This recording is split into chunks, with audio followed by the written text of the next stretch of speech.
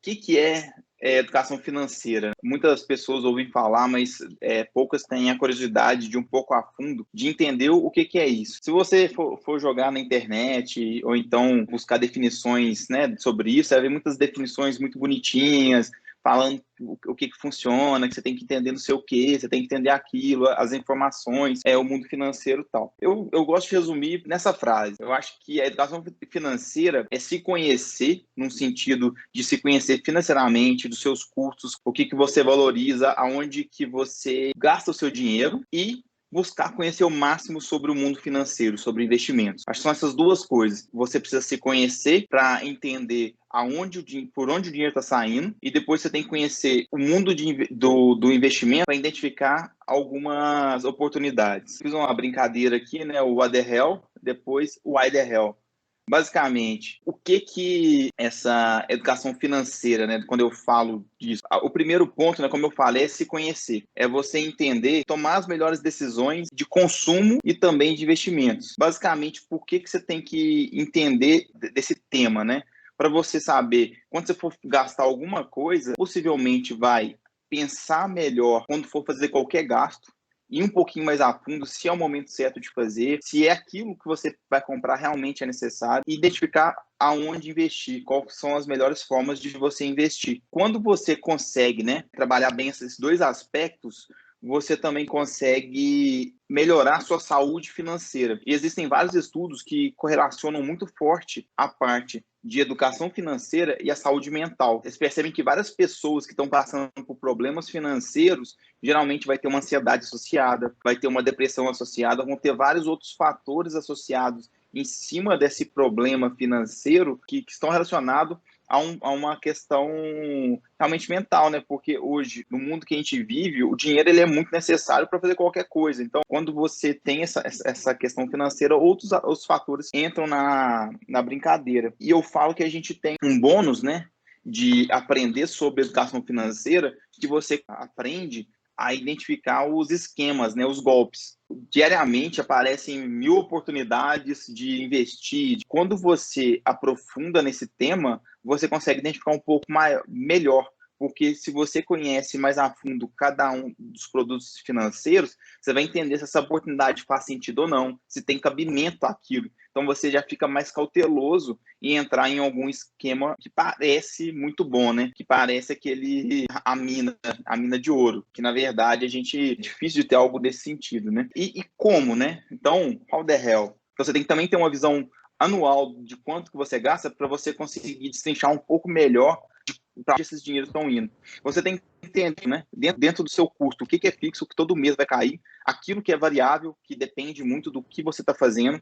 E depois ainda, acho que tão relevante quanto esses passos é entender o que é essencial. O que é para te manter vivo, te manter dentro do mínimo ali da sua vida, para que você consiga, né, manter casa, alimentação, e é bem importante, né? Muitas vezes a gente subestima para onde o dinheiro está indo, porque você tem alguns gastos invisíveis. Quando a gente coloca no papel, né, acho que cada um pode escolher a melhor forma para controlar esses gastos. Você pode fazer planilha, tem 1000 aplicativos que te ajudam disso, que você consegue lançar na hora, até que seja o papel de pão. E acho que é importante, você vai colocar tudo lá e você vai ver esses gastos que são meio invisíveis, são coisas muito pequenas que você vai gastando no dia a dia, e às vezes quando você vai ter uma visão mais macro, né, tipo assim, mensal, anual, é um gasto que está tão relevante dentro do seu orçamento e muitas vezes não é algo que você dá tanto valor. Então, esse primeiro passo de se entender, de achar para todos os lados que estão indo, depois você, né,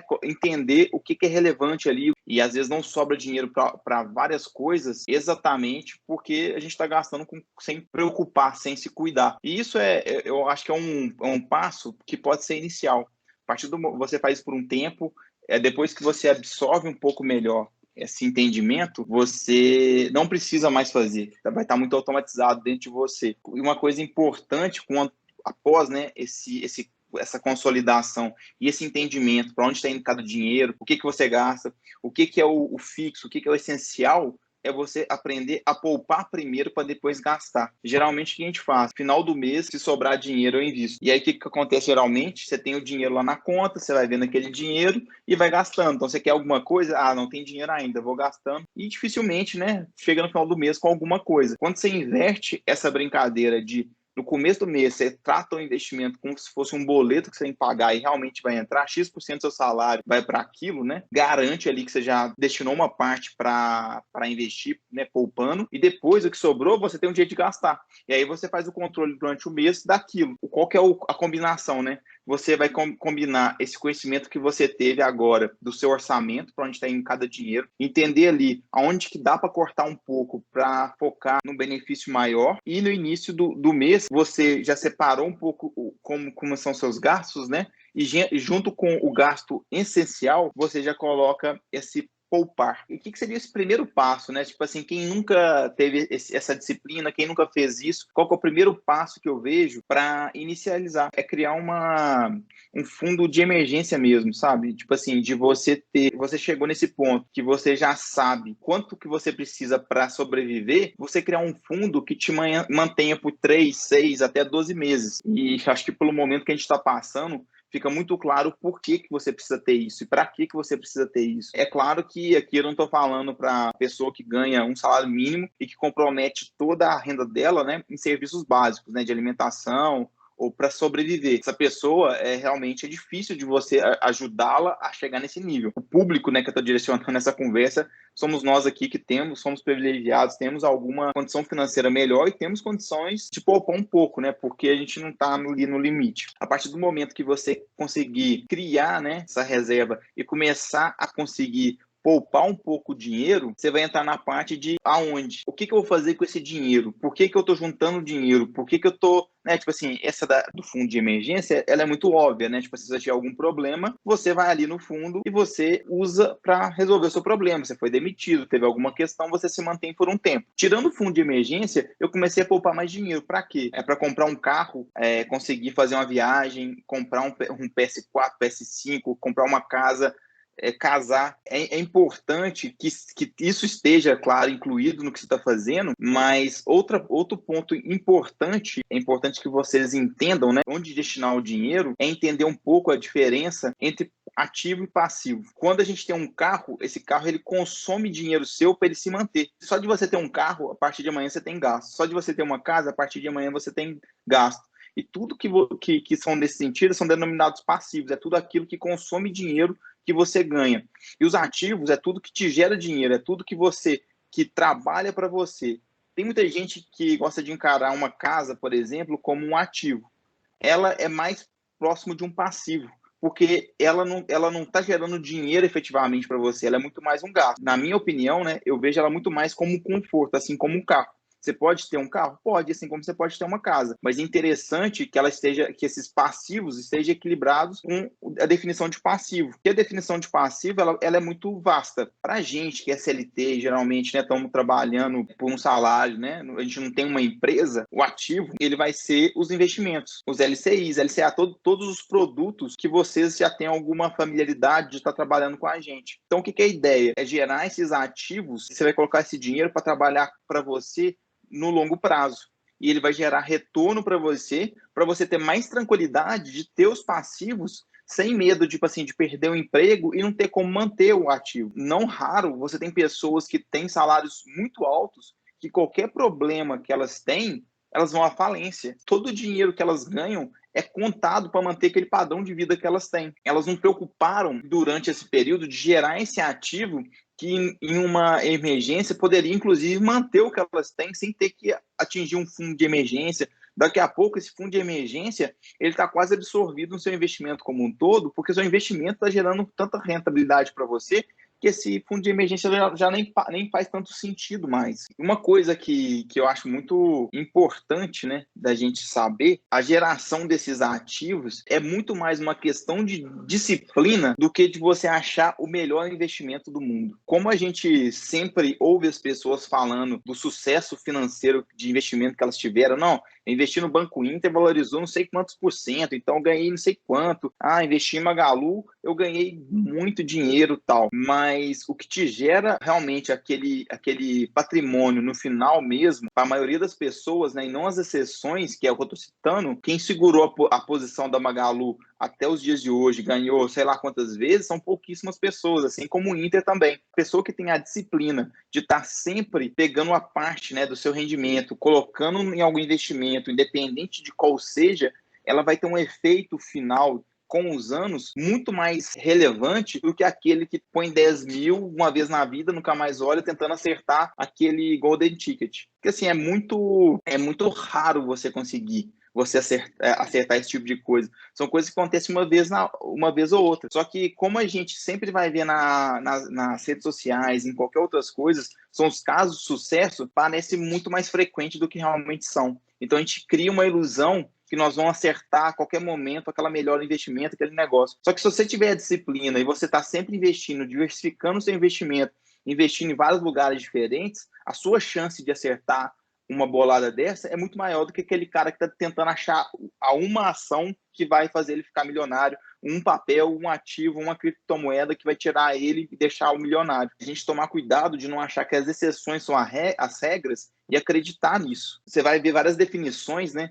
A riqueza ela é muito mais definida pelo tanto que você gasta do que pelo tanto que você ganha. Você tem várias pessoas que têm salários altíssimos, rendimentos altíssimos. Como eu falei, qualquer coisa que acontece, acabou, não se mantém. Quantos jogadores de futebol que vocês conhecem que ganhou milhões de reais e são literalmente quebrados? Estão sendo ajudados, isso é muito relevante. Esse entendimento aqui de investimentos, entendimento do que a gente está falando aqui, ele é importante porque ninguém vai gerir seu dinheiro melhor do que você mesmo. Ninguém sabe o quanto você tem de apetite para risco, está disponível a aceitar de perda. Inclusive, quando você vai, né? Aqui a gente tem muita gente do Win. Quando a gente vai para um wealth management, que é alguém gerenciando dinheiro para você, inclusive você tem que ter noção de investimentos para entender se o que eles estão fazendo ali faz sentido.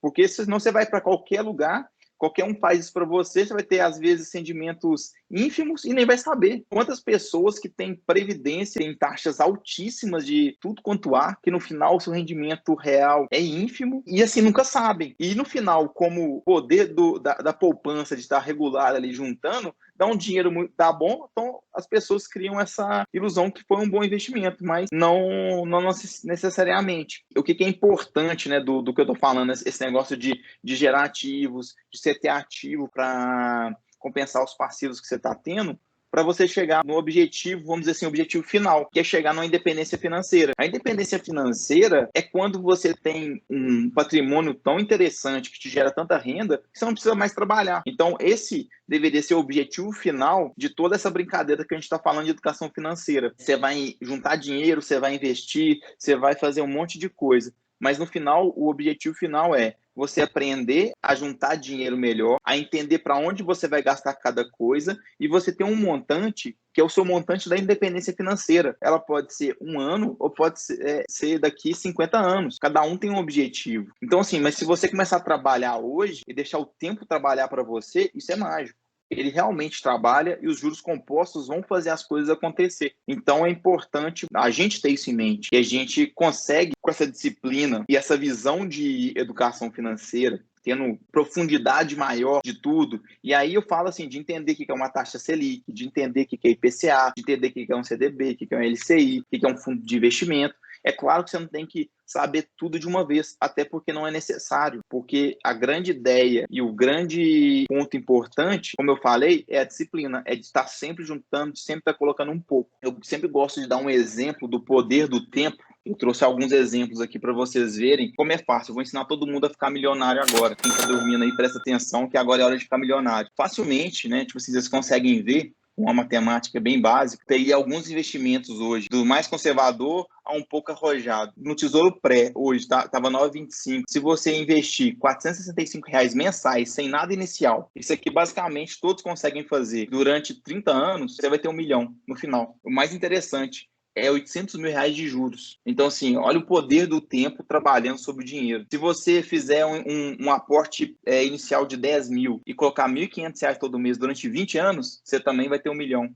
Peguei aqui um LCI do BTG que está um pouco melhor, né? Um percentual um pouco maior, você consegue atingir as mesmas coisas com valores menores, com investimentos menores. Aqui é importante, né, citar que o Tesouro Direto, esse investimento, esse retorno aqui, ele é bruto. Ele tem um imposto de renda, que é até importante, é outro ponto importante da educação financeira. Você entender o que incide de imposto de renda e o que não. E o LCI seria líquido. Então, assim, 1 milhão aqui seria no seu bolso, o governo não tem direito a nada disso, com a mesma pegada. E aí eu peguei um fundo não muito arrojado, tá? Interselection hoje, que nos últimos 12 renderam 13%, né? Considerando que durante todos os anos eles vão render esses mesmos 13%, com R$ 280 por mês, durante 30 anos você chegaria no milhão. Aí eu peguei um fundo que é o Verde, que ele é uma referência hoje no mercado, ele de consistência. Ele conseguiu manter altos rendimentos mensais por muito tempo. Então, a média dele nos últimos anos foi de 26%. Só mostrar para você, se você colocasse R$ 200 por mês durante 20 anos, você teria 1 milhão. Se você colocasse 10 mil de investimento inicial e durante 10 anos colocasse 2 mil, você teria 1 milhão também. E aí eu queria mostrar um pouco, né, dar uma quebra para mostrar o seguinte, que é o Golden Ticket, né? Então, quem há 20 anos atrás, há 20 anos, investiu na Vale R$ 10 mil, teria 1 milhão hoje. Porém, para mostrar que é importante a diversificação, quem investiu a 10 não tem 500 mil, tem 16.500. Ele demorou 12 anos para recuperar o capital investido. Vocês podem ver o pico, tem aqui perto de 2008, né? Ele só foi retomar o mesmo valor pertinho em 2020. Então, assim, todo mundo que tinha investido aqui em 2008, há 10 anos tinha investido e ganhado um dinheiro, eu vou fazer a mesma coisa que vai dar super certo e não vou preocupar em investir mais nada. Não teve o mesmo retorno. Então, é importante de se diversificar e não ir achar que vai conseguir achar esse ticket dourado aí que vai te render uns valores inacreditáveis, muito altos. Se você conseguir diversificar isso tudo, você consegue chegar em valores muito altos rapidamente.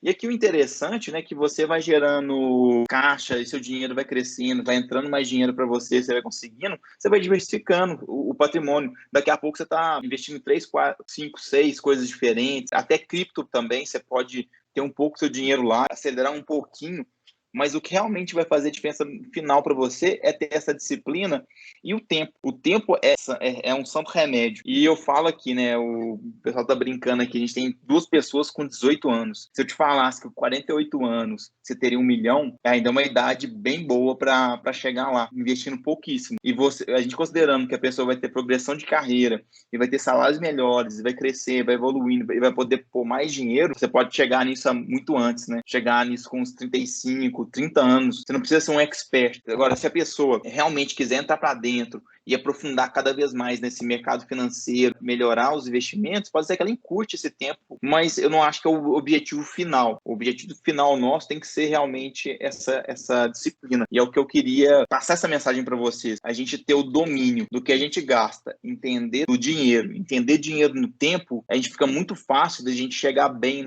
numa idade mais avançada. Não é tão complexo para a gente que tem uma condição financeira melhor.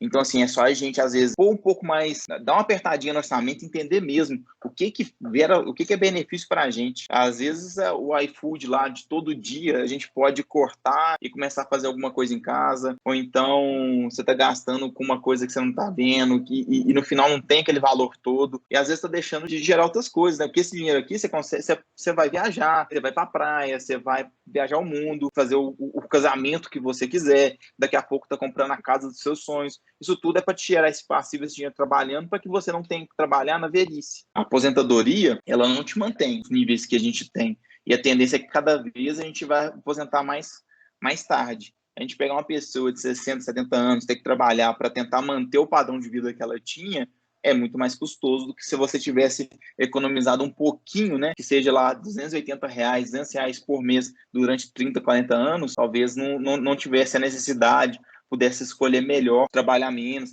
descansar um pouco mais, fazer viagens, aproveitar a vida. É muito importante, pessoal, que a mensagem aqui não seja assim, agora eu não vou gastar dinheiro com nada, eu não posso me divertir, eu não posso fazer nada. Você pode. Um pouco mais de parcimônia, de ter essa visão do que esse dinheiro um pouco de dinheiro no futuro pode trazer e cortar uma coisinha ou outra ali que não é tão importante para você, até para você poder focar e gastar naquilo que é valor, no que é importante. E cada um tem um. Tem gente que é viagem, tem gente que é carro, tem gente que é casa, cada um vai ter o seu principal ponto. Essa era a mensagem principal que eu queria deixar para vocês. Para quem quiser aprofundar um pouco mais, eu trouxe algumas referências que eu usei para falar isso tudo que eu estou falando. O que eu posso fazer, né, é duas coisas. Primeiro, falar que não existe um milagre, né? Todo mundo já deve ter escutado isso, né? Eu estou em investimento há muito tempo, então muitas pessoas chegam para mim, entram no time. Ô, Ícaro, me fala qual que é a boa, como é que eu vou ganhar dinheiro? Me fala aí onde que vai dar certo, como é que vai dar certo. Eu nunca ganhei dinheiro rápido e fácil. Tudo foi com disciplina, tentando, dei uma sorte ou outra. Entrei no Inter, coloquei um dinheiro no IPO, esse dinheiro rendeu bem mais do que os outros. Mas perto do restante do patrimônio, ele não faz tanta diferença assim, que eu já tinha mais de 10 anos investindo. Fui acertar com Golden Ticket 10 anos depois. E foram 10 anos tentando, investindo, diversificando. Queria deixar, né, passar esse conhecimento e deixar agora com vocês. Vocês que vão ter que aprofundar um pouco mais, se desdobrar, de fazer o que às vezes é chato, de entender investimentos. Ah, não quero entender isso. Beleza, o que você está falando é que você não quer ter uma aposentadoria tranquila, ter uma tranquilidade financeira num longo prazo, que você está abrindo mão disso. É importante que você saiba o que você está abrindo mão. Um livro que fala um pouco do que eu estava comentando sobre ativos e passivos, de como gerar as coisas. Pai Rico, Pai Pobre é um livro muito bom para esses primeiros passos. Dentro na internet, né, um consumo mais fácil para quem não quer ler. Eu gosto muito da Natália Arcuri. Eu acho que ela te dá uma visão muito, muito boa de como que ela fez para economizar, o que ela atingiu fazendo essas economias, aplicar, né, a educação financeira de verdade. E, além disso, ela também traz muitos conteúdos sobre investimento. E tem o nosso blog também é muito bom, do Inter. O Research, né, que entrou agora de conteúdo também é muito bom.